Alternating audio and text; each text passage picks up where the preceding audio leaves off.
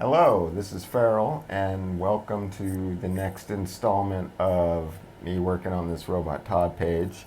I feel like I've been working on this for a while, I guess, because I took those few months off. But yeah, today I actually started coloring it, and this is, well, not today, this was 3 days worth of stuff. So today I was continuing coloring it, but this first section is from 3 days ago. And you can see here I'm just started by laying in the background, just a gray layer. Some people that do watercolor, or some artists, or most artists, most watercolor artists, it seems like, will work more of a putting like a layers over the whole thing. You know, like starting with like some kind of overlay over the entire thing. And I think because like I have lettering in the pages and different things, I don't know, I've always just sort of done I'll paint this section and paint this section and paint this section with watercolors, not so much with oil paints and stuff.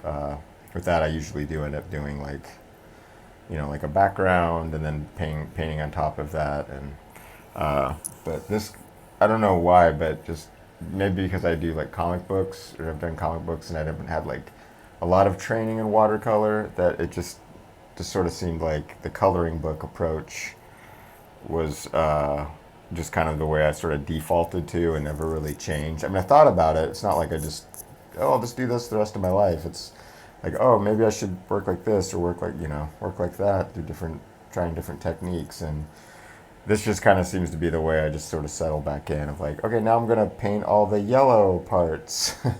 So that's pretty much how I think about approaching a page. And that looks like that was the first session finished. I got the background and some of the ROBot Tod's yellow sections, and I think most of these three I stayed within the 20-minute time zone. But I don't know if it was the second session or the first one where I went well over. I think I did like an hour, so it might be this one because yeah, I remember yesterday working on her hair and then just kind of getting wrapped up. I'm like, oh, I'm just going to keep having. I think I even worked on it after I turned the camera off. I was like, oh, I didn't really like the way the rendering looked on his face there, so I touched that up and a couple different things. And I think after today's session, I mean, you'll see like I ended up coloring her face and hands and everything. It doesn't look finished to me, but I feel like maybe next session or the session after it will be finished. Probably the next session, I'm guessing, because I basically just have to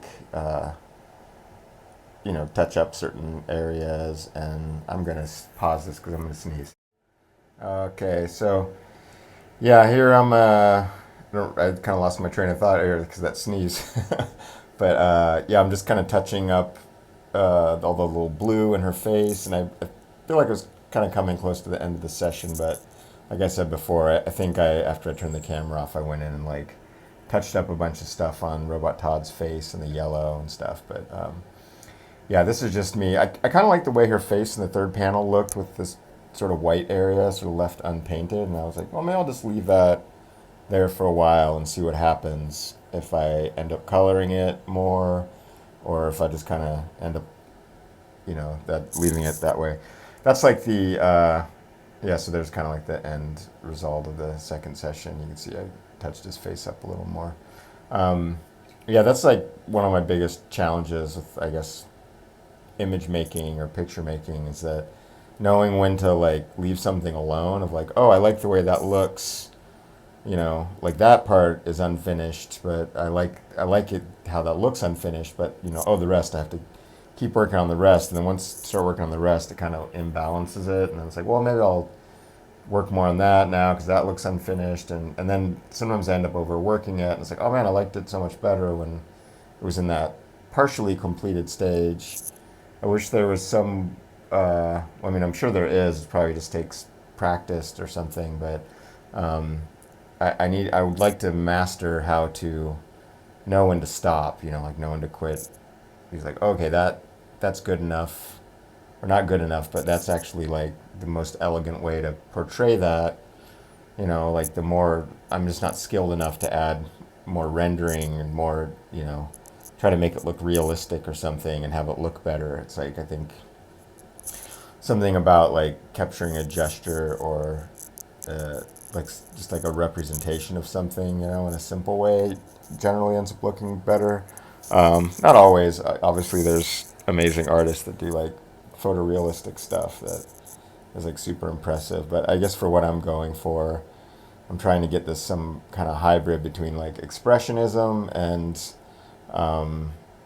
or I should say impressionism. I guess I'd like expressive impressionist kind of renderings. I don't know how to say that, but it's like I like the graphic imagery of comic books and like heavy metal type stuff and like European kind of comics, but I also like the simplicity of children's books and things like that. So I don't know. I'm trying to figure out some sort of hybrid between the two that.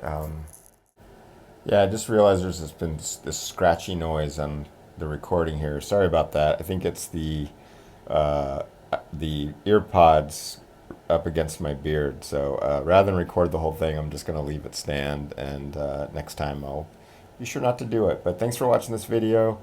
Check out my Patreon if you want. I got one of those where I break this stuff down a little more, not too much more, but there's other fun stuff on there.